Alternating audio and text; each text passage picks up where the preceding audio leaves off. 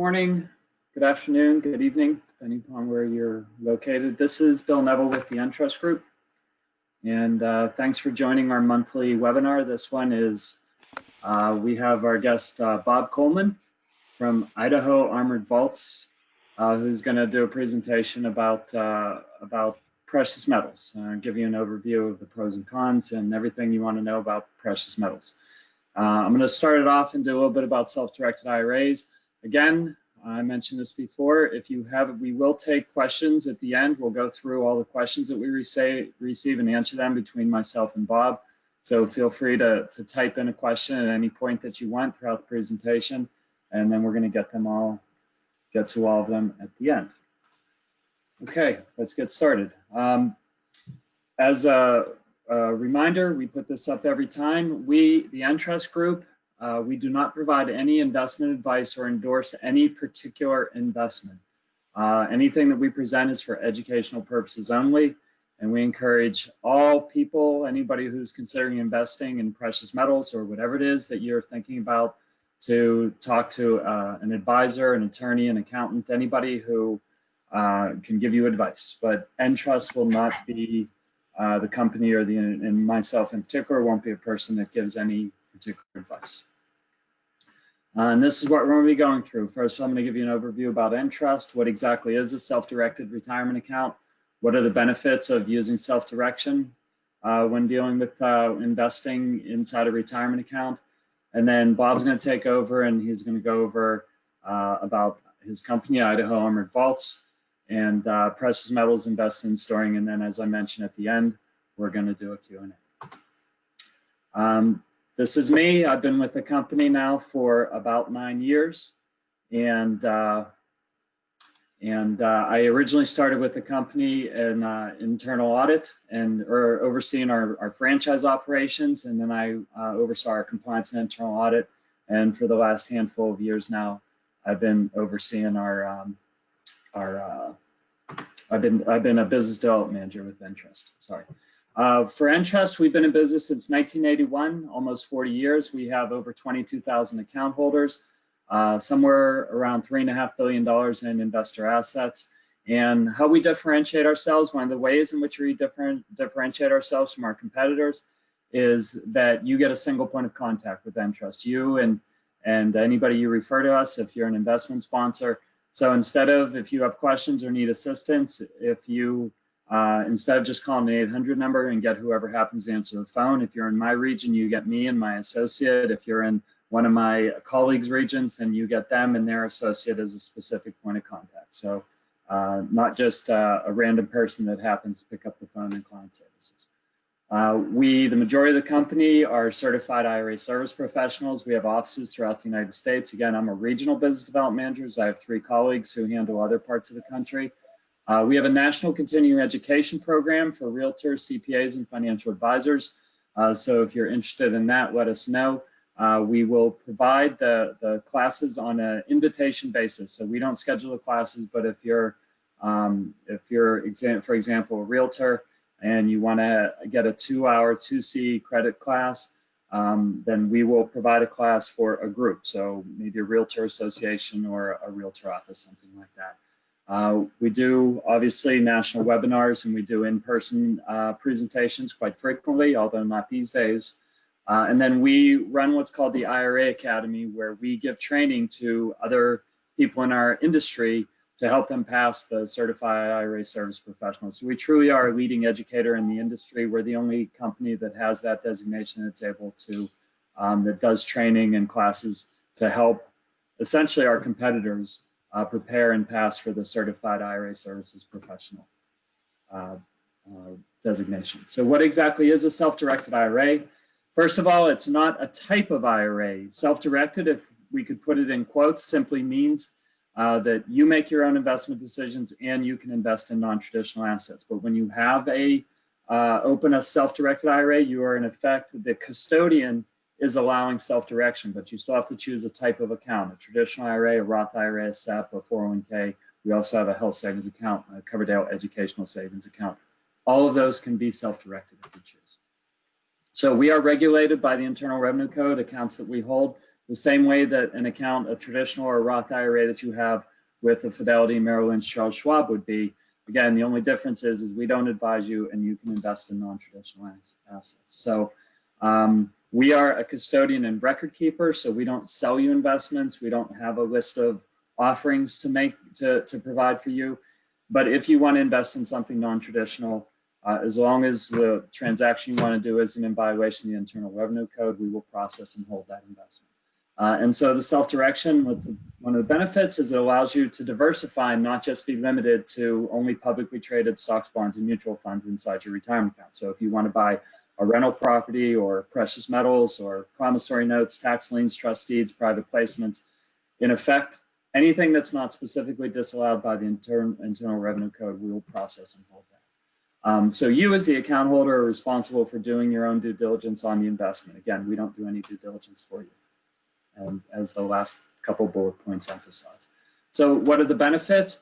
Well, you get to make your own investment choices. So if you know precious metals, or you're a real estate person, or if you're some startup company that you have a particular good knowledge about that you want to invest in and you want to do it inside your retirement account, you can do that, right? You, instead of, again, just being limited to the stocks, bonds, and mutual funds that your broker or advisor recommends and limits you to, this opens up a wider variety of opportunities. And it allows you to diversify, right? So if you have an advisor who puts you in 4 or 5 different mutual funds, and and one's a small cap fund, the other's a large cap, and another one, and they tell you you're really diversified because you have these all different funds, but it turns out that the funds all tend to move in the same direction the stock market does, that the argument could be made that that isn't really true diversification. Whereas if you have some money in the market while you also have a piece of real estate and maybe some money in precious metals, well, now that's I don't know if I want to say better diversification, but it's certainly a different diversification. And again, gives you the opportunity to invest in assets that you know and understand. And you still get the tax benefits, right? So if you have gold inside your retirement account and it goes up in value, that increase in value is tax protected. It's sheltered because it's held inside a retirement account. If you own a rental property inside your retirement account, the retirement account is getting the rental income, so there's no tax consequences into it. You're simply growing your retirement account. With that being said, I'm going to let Bob take over, and I'm going to mute myself on here and let him speak, and I'm also going to give him control of the keyboard and mouse. So, Bob. Yeah. Can you hear me okay? I appreciate the opportunity Entrust has provided. Again, just to give you a little bit of background on myself, let me go to these slides here. I've been a registered investment advisor since 1992. Been in the financial business for quite a long time. I also run a hedge fund as well as own a depository. One of the reasons I got into the depository business back in 2006 was I saw the need for owning a physical asset outside the financial system. Of course, back then you had sort of the leveraging up that was going on in the real estate market, as well as in the banking sector. And so it was, to me, it was more practical to have some type of asset that was that addressed more than just simply diversification, but also systemic risks and other items. But the sorry about that. Basically, with the two companies I have, Profits Plus Capital Management, and underneath that is Profits Plus Precious Metals, which deals more on the transaction side of metals.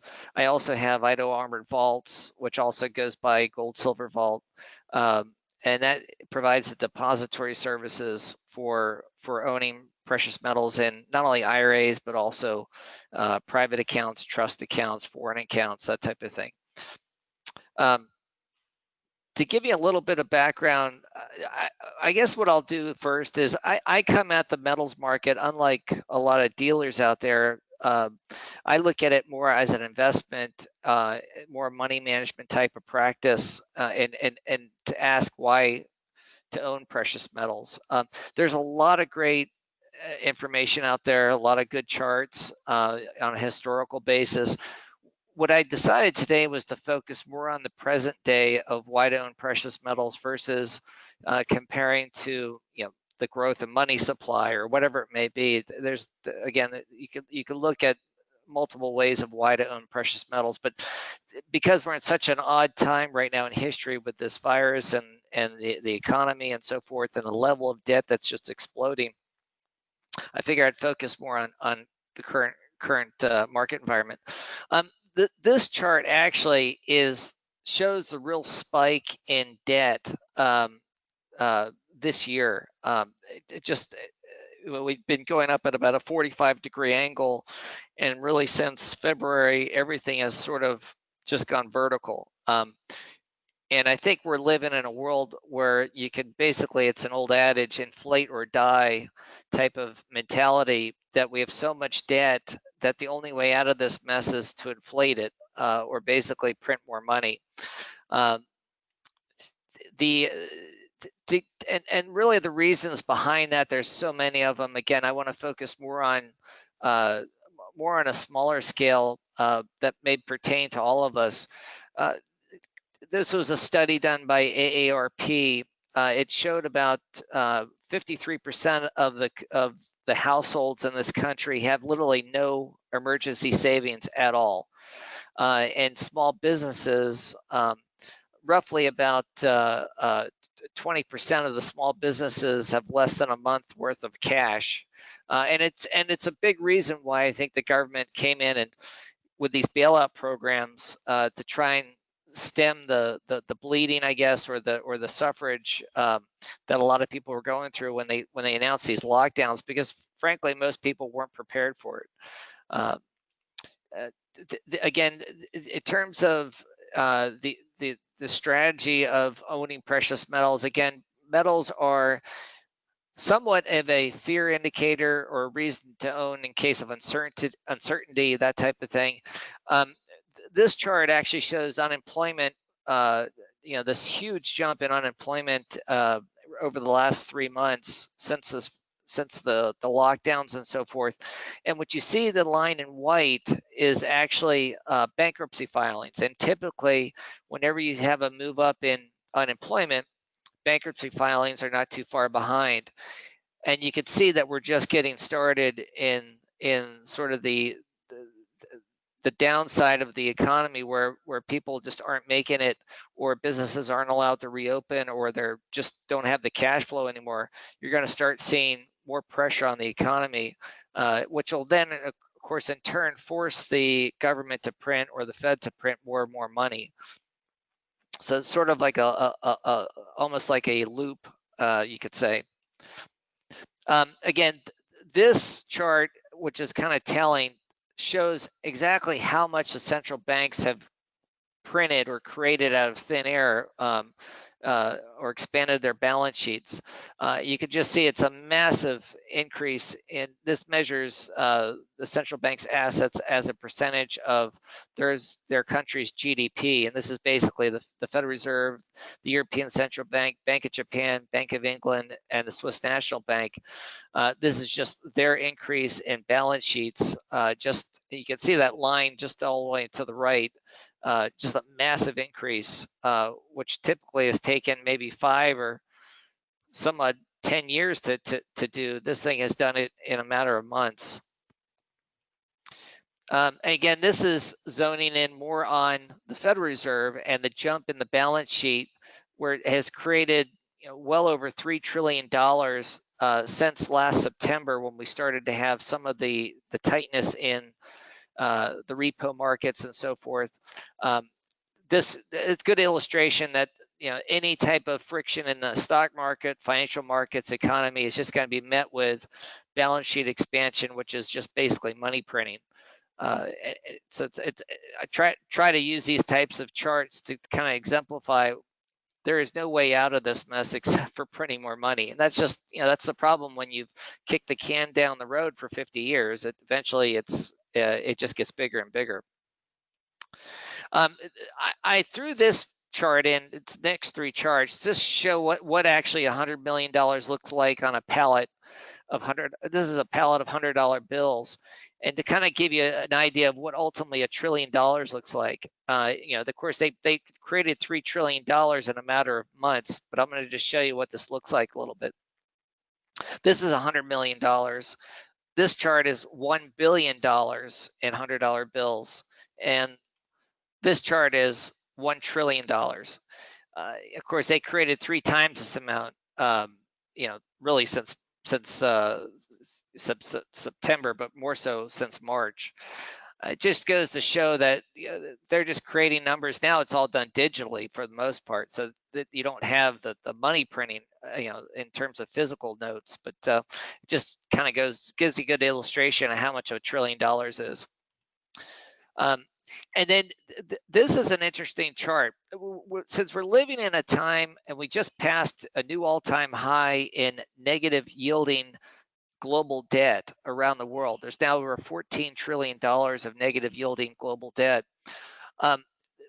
Gold, in terms of the orange price there, or the orange line, is inverted in price, meaning when it goes down, it actually is going up in price, but they just have the chart turned upside down to kind of give you an idea of how it relates to falling interest rates. Interest rates, which are in white, when they go below the 0 line, they're obviously negative in terms of real rates of return. What happens, what we've been seeing here, is that gold follows negative real rates of return or falling interest rates very, very closely. So it's just another piece of information that you can use to analyze the markets, to kind of understand the direction we're headed. The central banks around the world have been very vocal on yield curve control, on printing of money, on trying to take rates as low as possible. Of course, in Europe, they're negative. So this gives you an idea that low rates are going to be here for quite some time, or at least the real rate of return, which is basically the nominal rate minus inflation. The real rate of return is going to be very low or negative for quite a long time. And that's basically the idea of money printing, the way to try to inflate away all this debt.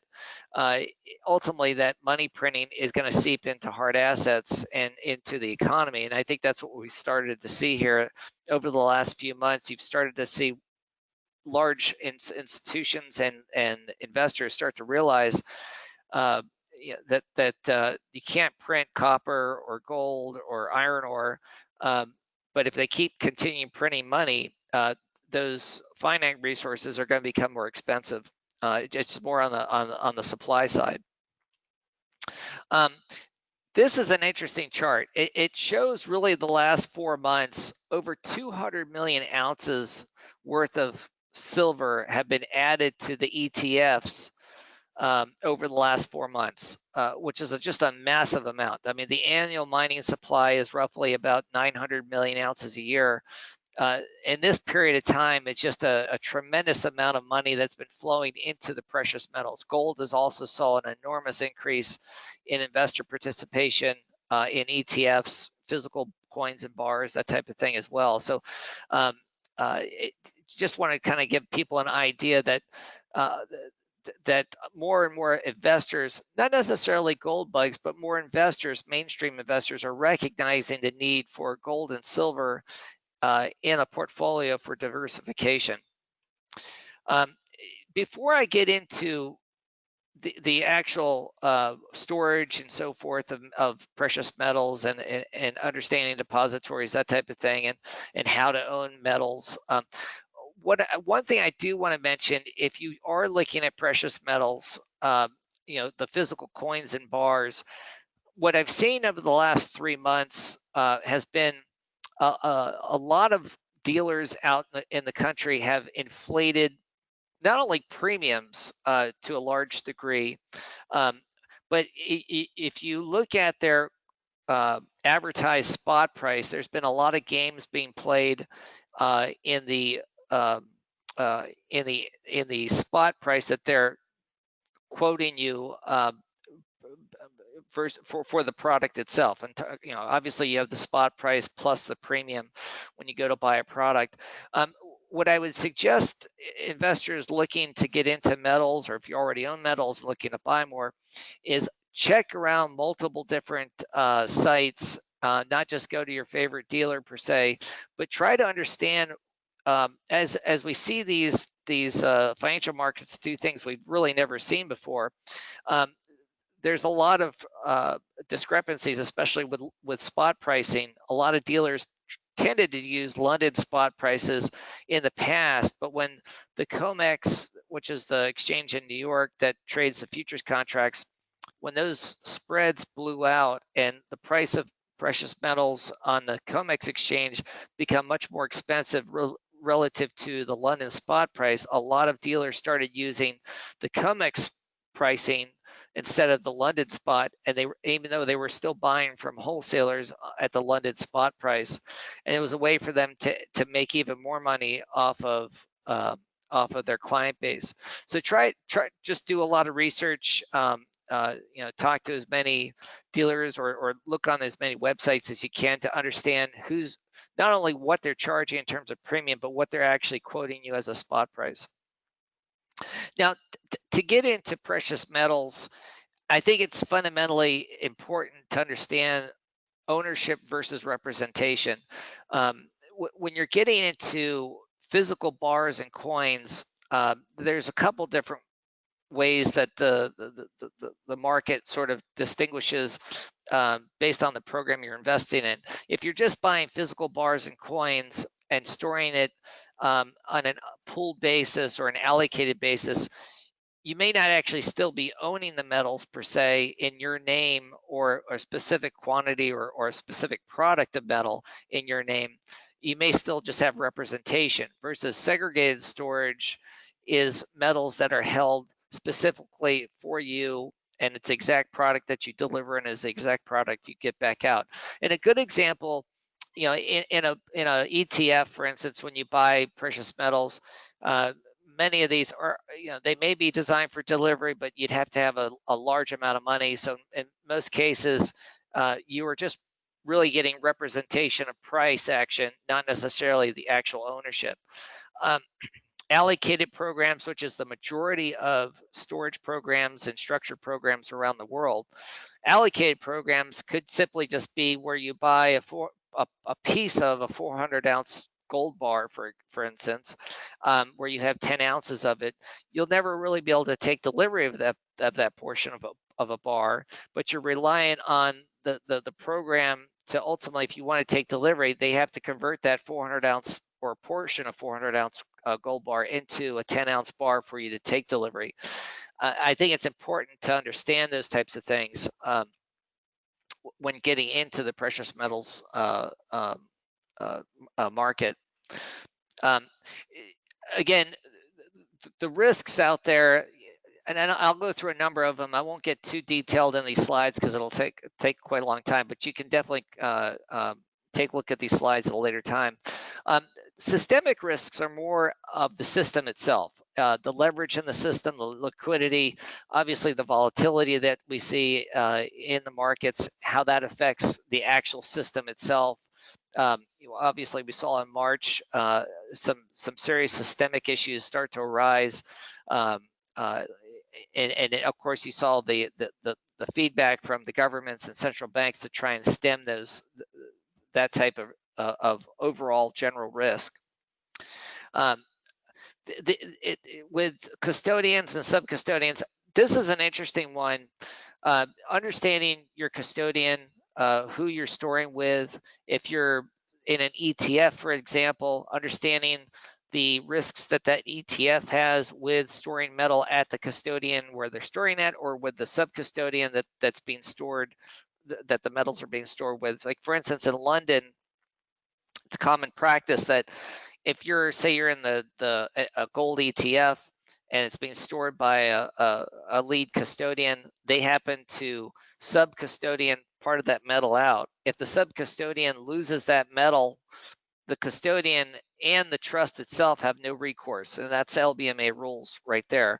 But it's important for you to understand a lot of these complexities, and it's something that's listed in the offering agreements, that type of thing, which I think are it's critical that people read these things, even though it's a lot of jargon and plain language, it does tell you the responsibilities of the program itself, and the recourse that you have, that type of thing. And it's important because there's a lot of programs out there that do a great job of marketing, but their marketing and their actual offering are two totally different things. I've seen programs market themselves as segregated storage, but not one word in the agreement doesn't mention segregated.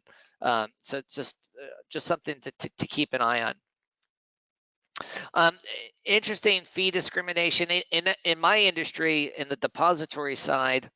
What we've been seeing over the years has been more and more competition, and we've seen a lot of depositories offer varying fee schedules of for private accounts versus IRA accounts. And the reason I bring this up is that it's important to note that something that's too good to be true or very cheap may not actually be the best thing for not only for the long term of the individual, but also for the entire storage operation. For instance, we've seen some depositories offer really low rates of 8 to 10 or 15 basis points to store metals, or a fixed rate of $100 a year to store metals. But yet, if you look at, and for an IRA, and then if you look at the same amount of money in a private account, it may be 10 or 15 times more that, just because it's in a private account. Those are there are risks there, because there's a certain amount of money it takes, or a certain percentage of a fee that takes to ensure, secure, pay the staff, the infrastructure, that type of thing. And if the depositories are offering really low rates on the IRA side, and those fees aren't enough to cover their insurance costs, they're ultimately putting all the risks, all the assets at risk. So it's just something you want to be very careful of. Talk to the depository, understand their pricing mechanism, that type of thing. Methods of storage, again, there's a big distinction. They have unallocated forms of storage, which is simply more of a pooled storage method. You may actually have the program offer, you have balance sheet risk, so that the program itself is using their balance sheet as sort of a way to provide a settlement, that type of thing. And then you have allocated and segregated, two terms that are very commonly sort of commingled or thought of. They're the same thing, but allocated and segregated are not the same. And I wanted to basically just have this slide here. It kind of gives you a definition of both allocated and segregated. Again, allocated can mean multiple different things. It can be sold different ways. For instance, again, you have part of a larger bar that represents multiple investors, so you have a commingling ownership type of situation. Or you have a situation where, let's say a client buys 10 100-ounce silver bars, but instead the program buys one 1,000-ounce silver bar because it's cheaper for them. And the reason they do that is most of the time nobody ever takes delivery, and so it's a way to move the client in and out of a position, on the from the program's benefit of very smaller or a lot smaller spreads when they buy the product, but they may still charge the client whatever it costs to buy the 100-ounce bar. Those are things you just want to, again, read in the agreements. It's also important that you have a relationship with the vault itself, not just rely on the middleman. I mean, I know with IRAs, companies, self-directed IRAs, you rely heavily on the trustee or the self-directed IRA custodian itself, but also try to work with and understand and talk to the depository, provide to basically have a relationship. Even though, like in a private account, it's more important because you have direct control over your account. But with the depository in an IRA setting, at least you can understand the depository, get an idea of their financials or their operating structure, that type of thing. It just gives you a little bit better understanding, a little bit more trust. again, other risks to look at, and this is not only with buying from physical metals from a dealer, but also pooled programs, ETFs, allocated programs, middleman operations, basically where you go through a gold dealer, they offer storage at another facility under their umbrella, but you really don't have any you don't have any communication with that end depository. You just go through the middleman. You want to understand those risks, and again, read the agreements, because there may be limits of recourse that you have going through these types of operations. It's just very critical. Ask for all the documents. If they do provide financials or some type of disclosure agreement or disclosures, statements, that type of thing, just ask for anything you can, evidence of insurance. A lot of depositories would, they'll be glad to hand that out to clients, maybe not as much as potential clients, just from a security standpoint. But at least ask for the storage agreements, because you'll see in these storage agreements clauses that may be red flags or concerns, and that way, at least then you can contact the depository or the program itself and discuss those types of concerns with them. Again, the in terms of risks, transparency and going concern, understanding the actual strength of the depository or the program, their balance sheet, their cash flow, that type of thing. What you see a lot in the industry, and I noticed this back in 2006, and it's still true today, almost every single depository or program that's run is really based on transaction flow and not necessarily just sitting on the metal and collecting a storage fee. Most of the trading revenue or the revenue that runs these programs are from the buying and selling of metals or the movement of metals. That's really critical, because the last couple of years prior to March, the industry saw a big pullback in revenue and activity, and a lot of that created a lot of cash flow issues.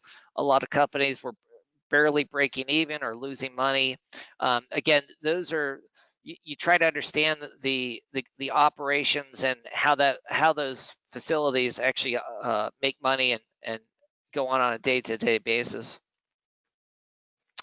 Next two slides I won't get into too much. These are more just on for foreign storage for U.S. investors wanting to store overseas. We do get into that at our facility with the Singapore operation, but you don't see this as much in IRAs. Again, and this is more foreign investors looking for U.S. storage, just some of the things that we actually get involved with for foreign investors wanting to store here in the U.S. In terms of risks, a lot of questions we get are confiscation. I've looked at a lot of these issues back in 2006, talked to a lot of professionals out there, not only in the financial side, but also in the security side, political side, lobbying side, that type of thing. Personally, I think you're going to see more of an issue with taxation than you will with actual physical confiscation. We're just not on a gold standard, so there isn't really the need to try to go after everybody's gold. In fact, it'd be easier just to simply go after the ETFs or within the financial system and do some type of what they call force majeure, which I can get into later, and they could actually go through that method of taking gold if they wanted to, or nationalizing it, basically paying people a cash settled transaction where the ultimate clients get cash settlement, but not the gold. And then of course, when they get the cash settlement, that becomes a taxable transaction. So then they have to pay taxes on that gain.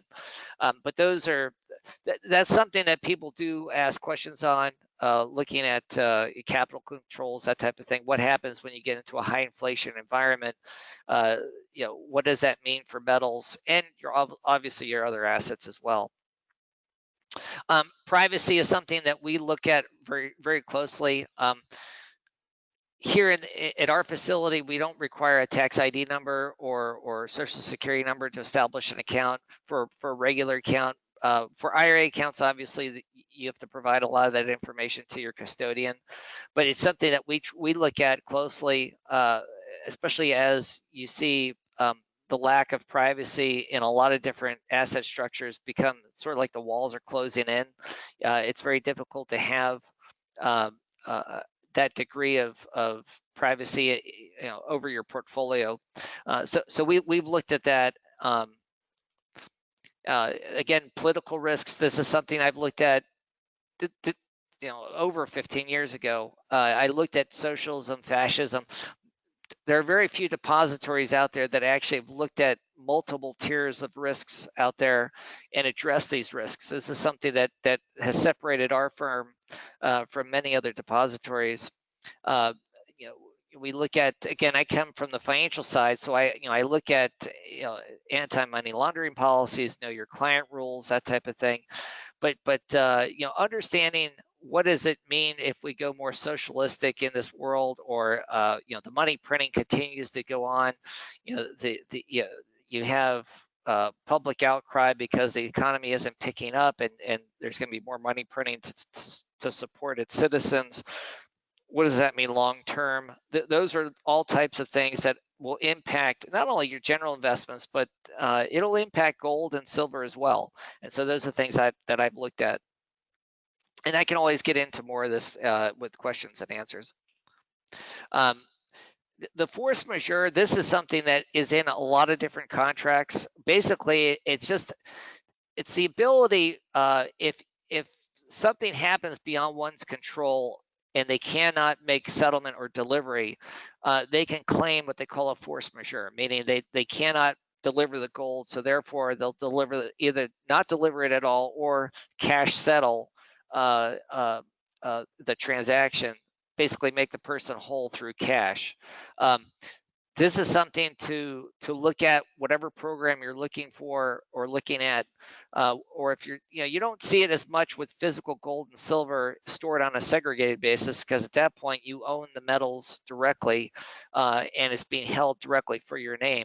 The only time you'd have a force majeure in that incident would be if the transportation system goes down and delivery would be hampered, or insurance companies wouldn't insure the package from point to point because of exclusions to the policy. There's outside influences that may delay the package from getting to the client.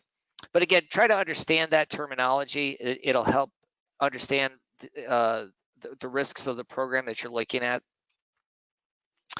That sounds okay. Good. Well, delivery, just a quick summary. In terms of how the depository can actually, do they have shippers insurance? How can they get the products to the client, or for the client to get the products to the depository?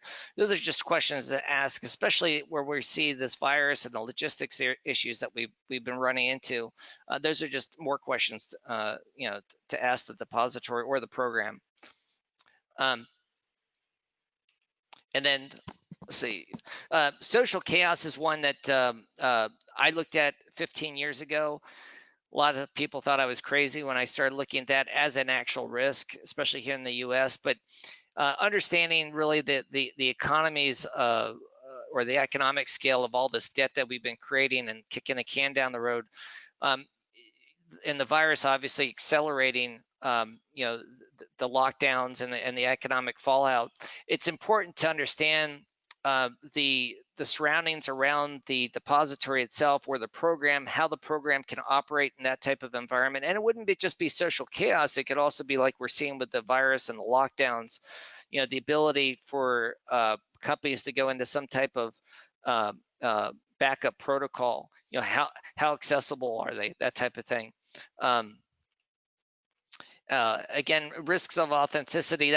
You see this more with the products that you're buying. If you're buying physical gold and silver, again, just ask the dealer you're working with. There's a lot of good dealers, and there's a lot of they ask how they acquire the metal. Is it basically through the chain of integrity, where they buy it through the wholesaler, who's the distributor for the mints and refiners?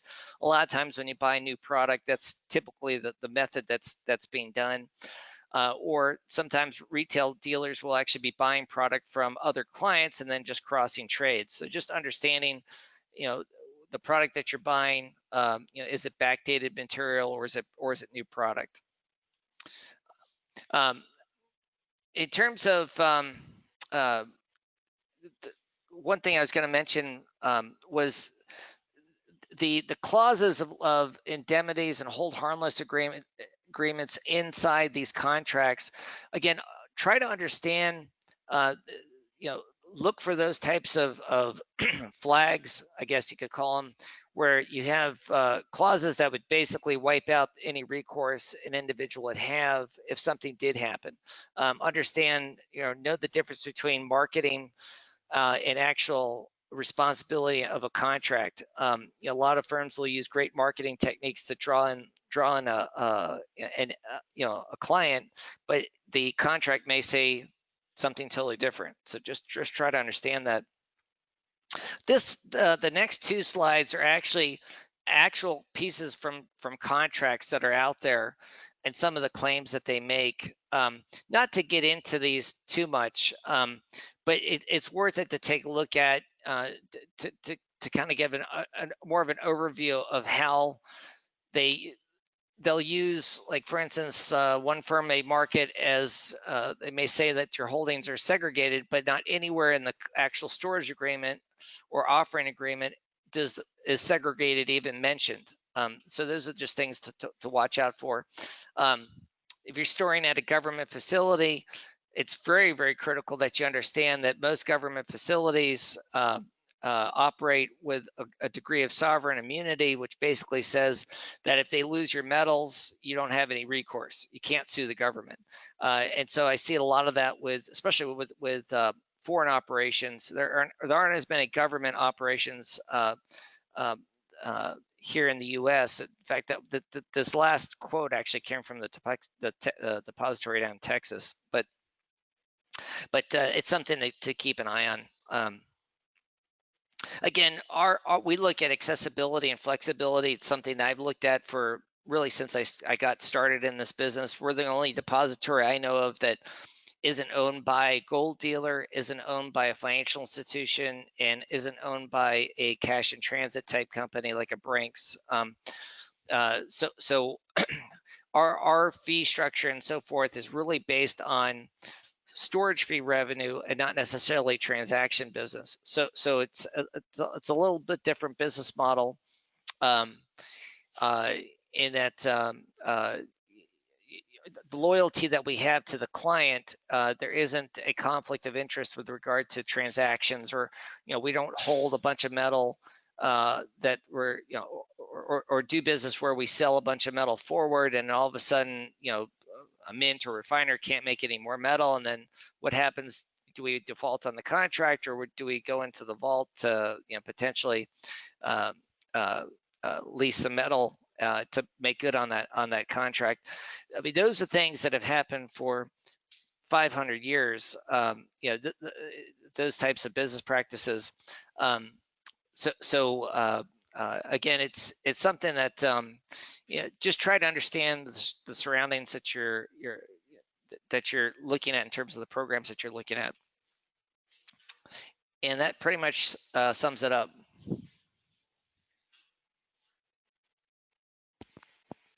Okay, thanks, Bob. So let's. I'm going to jump right to the questions and answers here. Although I need to do something with my. Okay. All right. Not a lot of questions so far, so this might be a quick one. If you have questions, go ahead and type them in, and we'll start answering them. Okay, so the first one says a scenario, and I started reading this before. I'm not sure.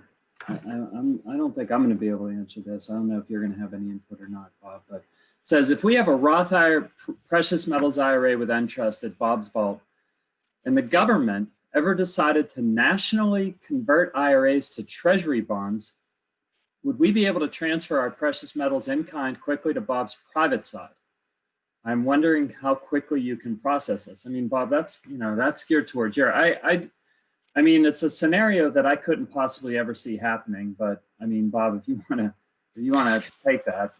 Yeah, it's actually something I've talked with a number of self-directed IRA custodians in the past. I don't know if any other depositories even brought this up, but we've actually had protocols in place that if something happened, not only on a nationalization type of thing where they would confiscate or they would nationalize an asset and force someone to buy, some type of government annuity, that type of thing, but also, if the economy went down or infrastructure went down where you could not reach the IRA custodian itself, from our standpoint, in the IRA world, we're a little bit, it's a little bit confusing, but our client technically is the self-directed IRA custodian, not really the client itself. But there's a fine line because it's the client's metal at the end of the day. So the way we view it is we can move metals basically from shelf to shelf within a matter of minutes if you wanted to take an in-kind distribution, for instance, or let's just say you were really nervous about the markets, or a nuclear bomb went off or whatever it may be, and you just could not reach your self-directed IRA custodian. As long as we can get the paperwork to us to basically move from one account to a private account, we can do that very quickly, and that's not an issue. So then therefore you'd have some type of access to holdings. That's pretty critical. Most depositories would just fall into a chain of command where they would actually seize up, where they would only they wouldn't do anything to the account until they had some type of direction from either the custodian or from upper management of the depository itself. But that's what makes us kind of unique, and it's one of the reasons why we're one of the largest private depositories now in the country, because we do have that flexibility to work with the client. Yeah, I'm going to expand a little bit on what you said. Anytime you make an investment inside your retirement account, the retirement account is the entity that owns whatever investment that you make. And so the custodian, in this case, the Entrust, so we have the Entrust Trust Company as the custodian, the Entrust Group is the record keeper. So Entrust as custodian has to essentially instruct the depository on what anything they do, but we take our instructions from the account holder. So in any kind of scenario where you wanted to have your metals that are owned by your retirement account, as you said here, transferred in kind to the private side, what you'd have to do is you'd have to request a distribution. So when taking it from within your IRA to yourself personally would be considered a distribution, you would request an in-kind distribution by completing an Entrust distribution request form or through the online portal, and then we would instruct we would instruct the vault, we would instruct the precious metals holder to then send the money to you personally. Now, if you're going to continue to use them to hold your metals, like you don't want to take personal possession of it, you want to continue to hold it into a vault, then essentially on Bob's side of things, they would just change ownership, change title of who the owner is internally from the Entrust Group, FBO, your name and account number, to your personal name. So it's really driven by how quickly you would submit the paperwork to us, the distribution request, which we would then send off to the vault. So I don't know, Bob, if you want to add on to that anymore, if we kind of answered that question to death at this point. Yeah, that summarizes it real well. It's kind of an interesting scenario because I did bring this up with the scenario I brought up, which was probably 6 or 7 years ago, was the idea of, let's just say communication completely breaks down, and this is a worst case scenario, but communication breaks down, no one can reach the self-directed IRA custodian, and then what happens at that point is the client is sort of left where he wants to access this metal, but he can't. We have, I guess in the past, we've been able to work with the custodian where if we could get the paperwork directly from the client, verify the client, that type of thing, and get the paperwork over to the IRA custodian, there could be some type of transfer or distribution made, but that's a very rare instance. But the reason why we bring that up is that if it gets to a point of society where yeah, you can't reach the custodian, but there's a line forming outside the depository of people wanting to take their metals. Obviously, we're going to be under duress, and something has to be done at that point. And I think most custodians have recognized that at least if we can get the paperwork and verify the client's ID, that type of thing, that's more of the worst case scenario. But that's probably a little too far. But I don't know of any other depository that's even looked at that scenario. Yeah. Okay, I'm going to move on.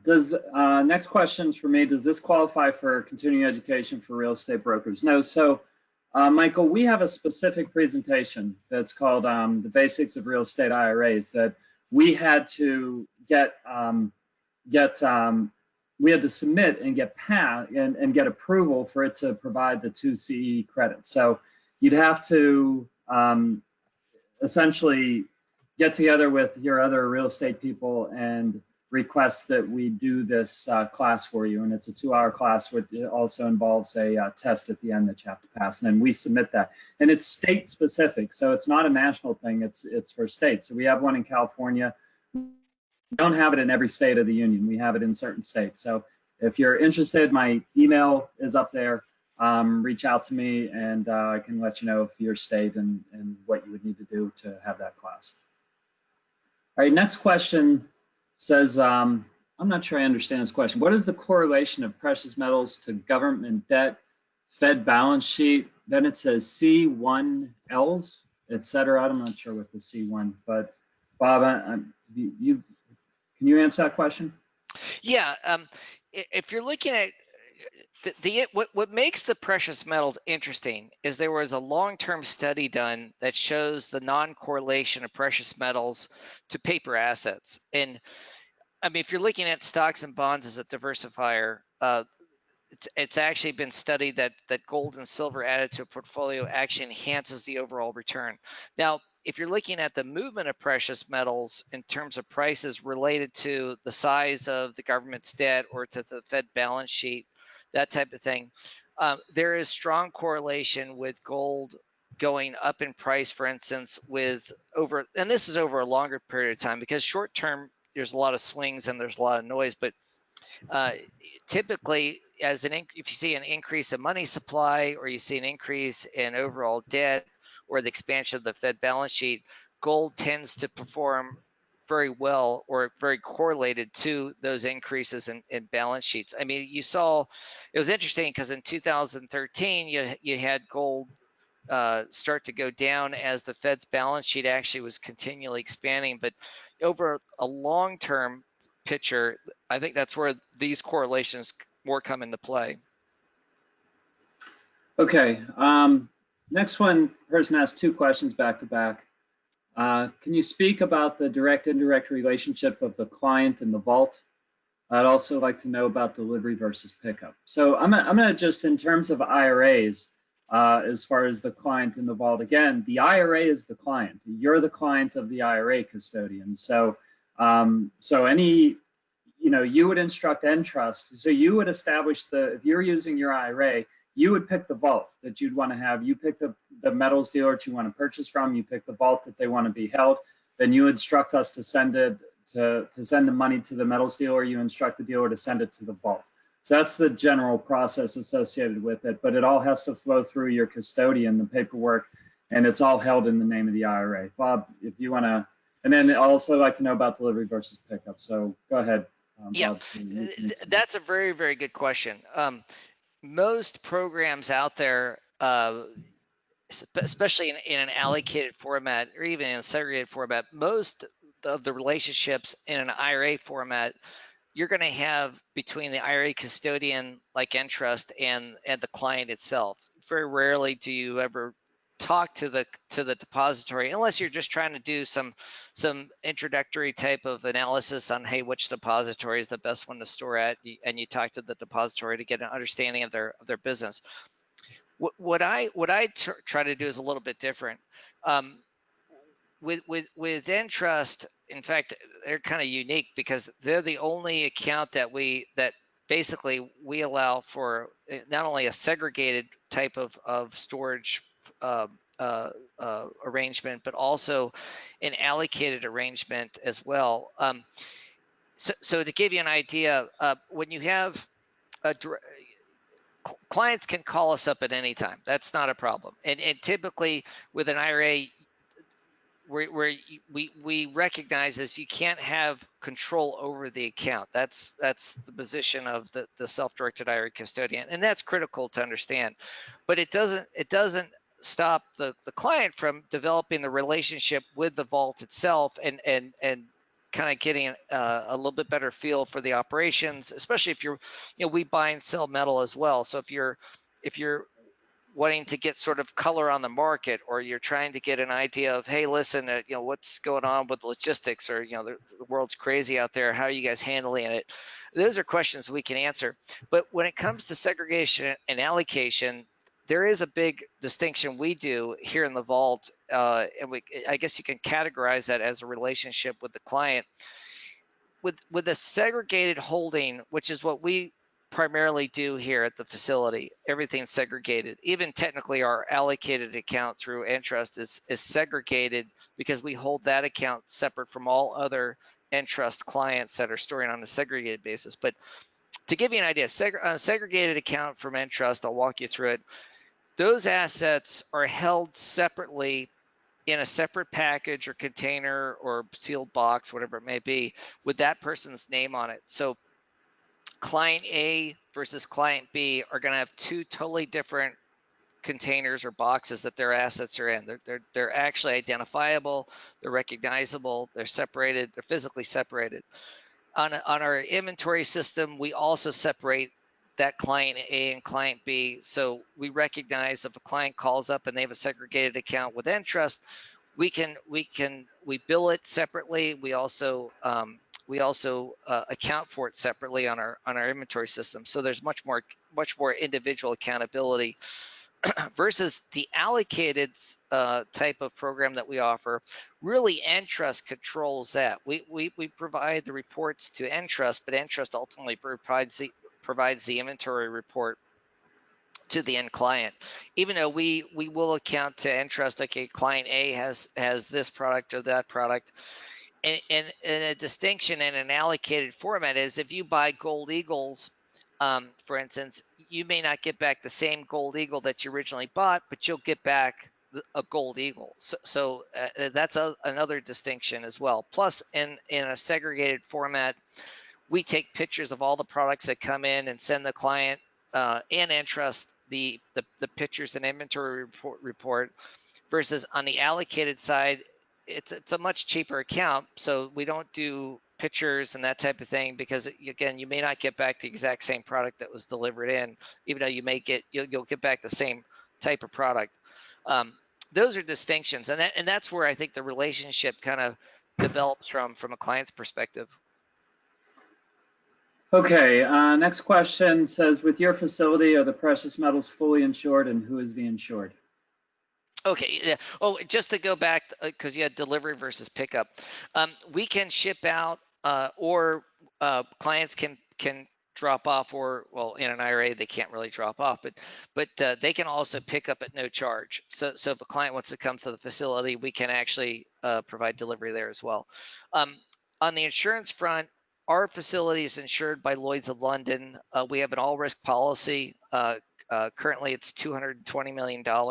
And that's going to be increased, but that covers the exposure in the vault. It's something that, not to get too into the details, but it basically, what we look at is covering.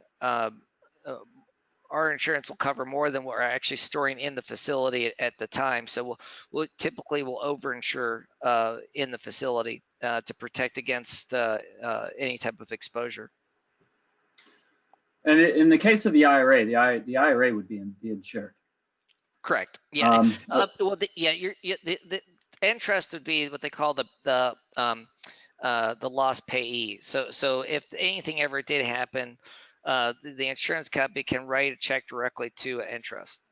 yeah, well, and to clarify, the check is specifically to an individual's IRA. So it's the Entrust group for benefit of the client's name and account number. So when somebody owns an asset inside their account, it's not Entrust as a company that we're the custodian, but it's held specifically for the benefit of the account holder and that account number. So that's included in the name of, so when somebody has an account with a metals storage facility, it's held in the name of the Entrust group, FBO, the specific name and account number of that account holder. Let's see, we asked this question, can an individual convert their precious metals IRA storage from custodial storage to personal storage? Again, when it's an IRA involved, you have to take the metals as a distribution in order to take it into personal storage. So then from that standpoint, once you request it as a distribution, then you can either take it and have it, have them send it to you or pick it up as Bob just mentioned, or they would change titling within their own, internal system of who holds ownership of that from the IRA to you personally. Next question is, do we have to buy insurance for the gold bars that we owned? Bob, that would be for you. Sure. No, you don't. Part of the storage fee covers the insurance. So that's one of the reasons when you look at a facility, and that's a good question to ask. There are storage agreements out there and facilities that will actually note in the storage agreement that items aren't insured. I've seen that in storage agreements before, or they even they go one step further and they'll actually recommend that you purchase your own insurance or your own warehouseman's policy or some type of general policy to cover the items. But no, in our facility, they're fully insured, and that's part of the fee. Okay, the next question, he mentioned that he missed the first 15 minutes due to a scheduling conflict, and says, what are one's risks investing simply in well, he shortened it to GLD or IAU ETF. Maybe I have to review the video if you've discussed this already. So basically holding gold versus an ETF, what are one's risks? Yeah, that's actually a really good question, and I got into it a little bit, but not too much. The ETFs, at the end of the day, the ETFs are you're really buying or investing in a representation of price. The idea that you'll actually get the metal, unless you have a basket of 50,000 shares, I believe, for GLD, most people aren't going to be able to take delivery. And that's critical to understand. Plus, the logistics of going through the process of taking delivery is also critical to understand. On top of that, knowing which depository, like most of the ETFs, the metals are stored over in London, and so the ability to get that metal is going to be even more expensive as well. There are some ETFs that do offer the ability to get delivery, but again, most of these ETFs, there's going to be either an extra charge where you have to buy whatever product you want to have it delivered in, and of course then you have to worry about the ability or the availability of that product, or you have to have you're going to only be able to take 1,000-ounce silver bars and 400-ounce gold bars, and in all practicality, those aren't really great products for a retail investor to be holding. I mean, they're big, they're bulky, it's expensive to ship around. And it's a larger form of concentrated wealth. The 1,000-ounce silver bars, for instance, those are more in what they call industrial size type bars. A lot of times you'll see those with the refiners because they'll melt those down into the smaller product. But beyond that, it's not like those are 70-pound bars. So again, it's not as practical. The ETFs, the positive side on the ETFs is the convenience factor, and if you're trading the market. If you're really into the metals, your idea is that, hey, listen, I'm never really going to take delivery of this stuff, and I really just want to get some price exposure in my portfolio. And maybe the end of the world isn't going to come, so I really just want to play it on paper. The ETFs are a great method for that. But there's a big distinction between the person that really wants to own metal per se because of an insurance policy or true diversification with holding an asset that's in physical form outside the financial system versus a paper derivative for the most part. Okay, Bob, just a heads up, we got a hard stop in 10 minutes, so I'm going to, Okay. we don't have a ton of questions left, so we should be fine. Next Sure. question says, how long does it take to buy or sell gold bars? Typically, it only takes a couple minutes to buy and sell. For most dealers, it's a pretty quick transaction. It could be locked in over the phone. That's pretty easy. For the settlement side, typically, if it's a smaller size transaction, we can settle it same day. If not, normally a couple days to at most 5 days. Typically, we just got to get the metal over to the wholesaler to settle the trade. They send us the funds. We forward the funds back to the client, or in this case, to Entrust. Okay, next question, since this is an interesting one. Since we're having lots of riots these days, I wouldn't say we're having lots of riots these days. How secure are vaults from mobs, etc.? Would Lloyd's of London still ensure theft from civil unrest / mob? That's a very good question. There are exclusions in insurance policies, even with all risk policies, that for insurrection, that type of thing, government confiscation. You definitely want to look at and talk to the facility and the exclusions that they have. We actually list the exclusions in our storage agreement. So if you wanted to go online, you could look at that. But yeah, it's the real concern. A lot of facilities are very secure. Very rarely do you have break-ins. I mean, they're designed to hold people out. In fact, most risks are actually more on the insider side of the vaults rather than from the outside in.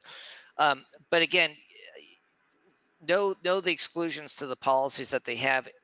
Understand if they're in a major population area, how affected, like for instance, some of the facilities in New York, when New York went through this lockdown with the virus, that was very disruptive because staff couldn't get, they couldn't be fully staffed. They had to have social distancing. Those are all things to look at. Okay, you already answered this question. It says, is it ever possible to make an appointment and pick up our metals in Idaho? And you had mentioned that the answer to that is yes, right? Yes. Yeah. You just typically, like most depositories, what you want to do is just make an appointment ahead of time. Send us a copy of government issued ID, and then also the vehicle you're coming to pick up in. Next question, which I get sometimes on the phone. If Entrust goes out of business, how do I manage my assets? The assets would still exist. There would be the government agencies would step in and find other custodians. I mean, largely the same could be asked to Charles Schwab or Fidelity or Merrill Lynch. What if they went out of business? What would happen to the accounts with them? Or if a bank goes out of business? I mean, the difference in those instances with the cash for the banks, but that are FDIC insured, there would be some government agency would step in and ensure that all the accounts get transferred over to essentially other IRA custodians. So nothing would necessarily happen other than there would have to be some paperwork to change the name of the title holder of whatever assets are held from the Entrust group as custodian to whoever the new custodian is. Next question is, who is responsible for reporting to the IRA owner the details?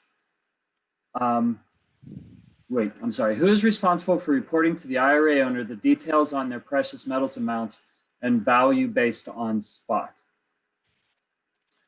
I mean, I don't know, Bob, if you have anything to add to that, but we I'm not sure that we get, I mean, we typically take our fair market value updates from our account holders, right? Now, when you're talking about precious metals, those can be, those are publicly available, so they can be updated more easily as opposed to something like real estate or private placements. I guess the thing I don't know the answer to is, I don't think our system automatically updates those. But I'd have to find out to see if our system creates an automatic update with precious metals. It might be the case since those are publicly available pricing. Yeah, and just from our perspective, you know, in terms of reporting, like on inventory reports, again, segregated accounts would get a direct report from us, and we would copy Entrust on that. Plus, you get the pictures. If the client had chosen an allocated account, we would then just simply send the report over to Entrust, and Entrust would report the inventory that's being stored. Yeah, we would update the statement or update the account, and then that gets annually reported to the IRS on a Form 5498. Last question, what are all the fees that will be charged when we buy gold or silver in our IRA account? With Entrust, we charge a flat $150 per year fee. Now that is the fee to Entrust. What you would have to pay to the storage facility and, you know, et cetera, the IRA would have to pay, right? So if you're storing something at Idaho Armored Vaults, whatever fee that they charge would have to be paid from the account to hold the metals. But that's a fee that goes to the vault, not to Entrust. Our fee is just simply a flat $150 a year fee. Okay, go ahead, Bob. This is actually a really, really good question. And over the last 3 or 4 months, this is something that I think has taken. I've seen a lot more. A lot more advantage has been taken over the general public by the dealers in terms of what fees are charged. You know, typically you want to look at a certain premium over spot, but again, you know, for instance, we were selling metals. I know for a fact that I was the cheapest person in the country selling metals to our clients, especially in March, April, May, and June. You saw a lot of big dealers charging for Silver Eagles $8, $10, $12 over spot, where we were selling them, you know, maybe $5 over spot because we were getting it from the wholesalers at a certain price. There's a lot of markup that is unregulated, so definitely that's why. Please check around and call multiple dealers before locking in prices. I think that's critical. Okay, Bob, thanks for your time. Thanks for the information. We appreciate it. You still have our contact info. So if you need to get a hold of me, there's my phone and my email. If you need to get a hold of Bob, there's his email. Thanks for joining us. I don't know, I'm not sure what we're going to be talking about next month, but we do these webinars on a monthly basis. Educational, we typically or frequently have subject matter experts, so keep an eye out for the next presentation, and you'll be getting an email with a link to this. So if you miss some of it and you want to watch it again, keep an eye out for that email. Sometimes it goes to your spam or junk folder, so keep a look out there. Bob, again, thanks for your time. Everybody have a good rest of your day. Thank you, Bill.